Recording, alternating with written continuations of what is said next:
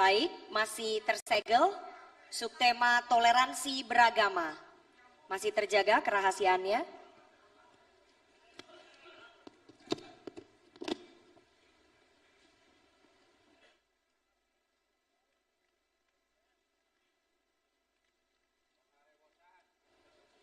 Pertanyaan untuk calon gubernur nomor urut 2. Pertanyaan hanya akan kami bacakan satu kali dan tidak akan kami ulangi. Berdasarkan riset CRCS UGM, The Wahid Foundation, Setara Institut dan Kementerian Agama Republik Indonesia menempatkan Provinsi Jawa Barat beberapa tahun terakhir ini sebagai provinsi dengan tingkat intoleransi dan pelanggaran hak kebebasan beragama dan beribadah yang cukup tinggi. Pertanyaannya, apa yang akan Anda lakukan untuk mengatasi hal tersebut? Waktu Anda menjawab 2 menit dimulai dari Anda mulai berbicara. Ada nilai yang hilang dari sejarah pembentukan bangsa dan negara. Bung Karno dalam founding father bangsa yang keragaman saat itu mengikhlaskan dirinya bersama-sama mengedepankan kepentingan yang lebih besar. Dasar negara adalah Pancasila dengan merangkum keragaman yang ada. Nilai ini 79 tahun yang lalu ditetapkan oleh founding father bangsa. Nilai itu sekarang tentu menjadi pudar. Maka tentu kalau JJ Rona jadi bupati kita melakukan konsep.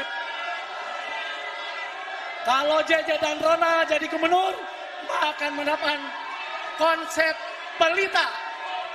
Program edukasi lintas agama. Hadirin sekalian, konflik intoleransi sesungguhnya dipicu oleh kecurigaan masing-masing pihak. Konflik agama dipicu oleh sesuatu yang masing-masing curiga pada masing-masing agama. Kalau menempatkan kepercayaan, kalau menempatkan saling menghargai dan kehormatan, pasti toleransi itu tidak akan terjadi, hadirin sekalian. Hadirin sekalian, kalau FKUB sekarang ada di kabupaten, itu adalah yang bersifat elitis. Maka kalau JJ Rona mendapat mandat, FKUB berada di tingkat yang paling bawah, terutama yang keragamannya begitu sangat majemuk. Itu yang akan kita lakukan, dan tentu bupati, gubernur, pemimpin di tingkatannya hadir untuk memfasilitasi, mendorong itu. Karena itu adalah sesuatu yang penting, sesuatu yang sangat fundamental bagi kehidupan berbangsa dan bernegara. Baik, terima kasih. Sekali lagi kami ingatkan kepada para pendukung untuk tetap menjaga ketenangan.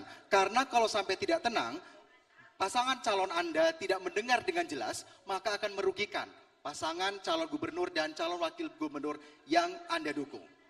Terima kasih atas kerjasamanya.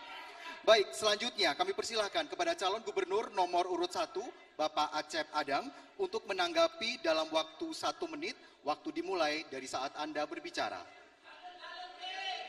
Terkait dengan masalah toleransi beragama, kita tentu akan mengajukan masalah kebijakan toleransi beragama, artinya memasukkan nilai-nilai toleransi di dalam semua kebijakan pemerintah, terutama yang berkaitan dengan pendidikan, ruang publik, dan pembangunan tempat-tempat rumah ibadah.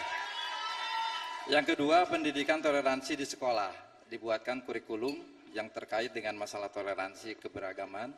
Yang ketiga adalah penguatan forum kerukunan umat beragama, yaitu memperkuat peran FKUB, yaitu di tingkat kabupaten kota dalam konflik dan promosi toleransi beragama.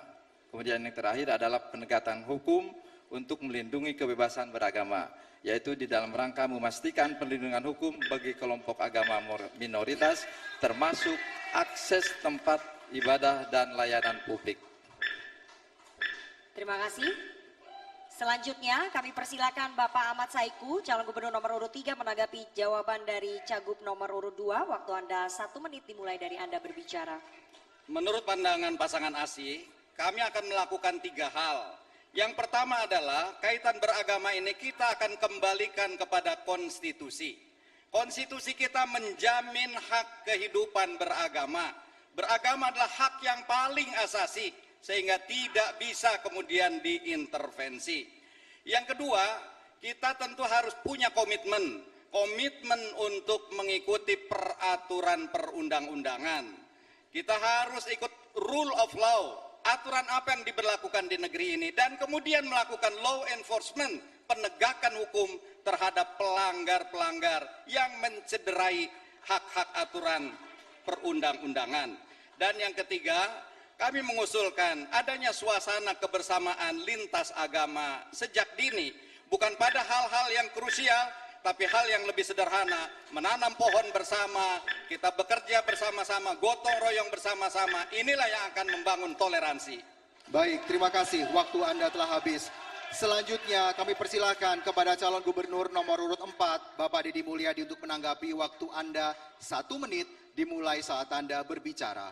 Saat saya SD, guru PMP saya namanya Udensius Natet, dia beragama Katolik. Saya ditampar di sekolah, ketika pulang ke rumah saya ditampar lagi oleh orang tua saya.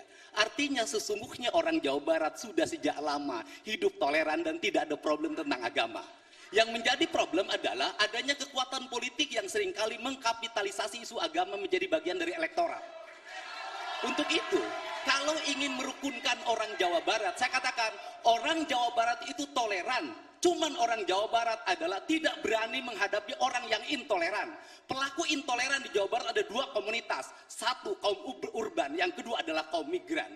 Kalau seperti itu diperlukan political will adalah pemerintah provinsi tidak boleh takut terhadap kaum intoleran, berpegang teguh pada peraturan perundang-undangan, dan yang paling utama adalah jangan sekali-kali mengkapitalisasi itu agama untuk kepentingan politik. Ini yang menjadi problem kita. Insya Allah kita semua akan hidup rukun dan Cukup, damai. Bapak, waktunya habis. Selanjutnya kami berikan kesempatan kepada Bapak JJ Wiradinata, Cagup nomor urut 2, merespon tanggapan dari calon gubernur nomor 1, 3, dan 4. Waktu Anda 1 menit dimulai saat Anda berbicara. Pendapat nomor 1, pendapat nomor 2, pendapat nomor 4, pendapat nomor 1, 3, dan 4 adalah bersifat normatif yang itu. Tetapi seyakinnya, tetapi seyogyanya, tetap saja intoleransi kekerasan tetap berjalan dengan seperti yang kita saksikan yang disampaikan oleh panelis hadirin sekalian. Maka konsep kita adalah bagaimana kerukunan itu dibentuk di paling bawah. Di tempat-tempat yang keragaman itu luar biasa. Mungkin sudah di tingkat RW, mungkin di tingkat desa, dan mungkin di tingkat kabupaten. Hal-hal yang bersifat normatif yang disampaikan nomor 1, nomor 2, itu adalah yang biasa dan tidak memecahkan persoalan-persoalan yang ada hadirin sekalian. Oleh karena itu tentu kami mengusulkan, mari kita buat kebersamaan sampai di akar rumput hadirin sekalian. Baik, waktu Anda telah habis. Dan selanjutnya kita akan beralih ke pertanyaan